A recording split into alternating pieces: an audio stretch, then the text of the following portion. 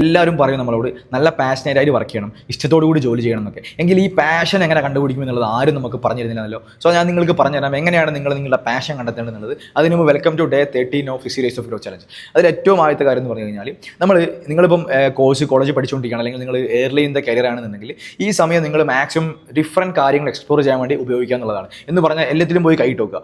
എല്ലാത്തിലും കൈയിട്ട് കഴിയുമ്പോൾ ഇതിലേറ്റവും എൻജോയ്മെൻറ്റ് ചെയ്ത് ചെയ്യാൻ കഴിയുന്ന കാര്യം ഏതാണെന്ന് നിങ്ങൾക്ക് മനസ്സിലാവും. സോ നിങ്ങൾ അതിലേക്ക് ഇറങ്ങുക അല്ലെങ്കിൽ എക്സ്പ്ലോർ ചെയ്യുക എന്നുള്ളതാണ് നിങ്ങൾ ഏറ്റവും ആദ്യമായിട്ട് ചെയ്യേണ്ട കാര്യം എന്ന് പറഞ്ഞു കഴിഞ്ഞാൽ.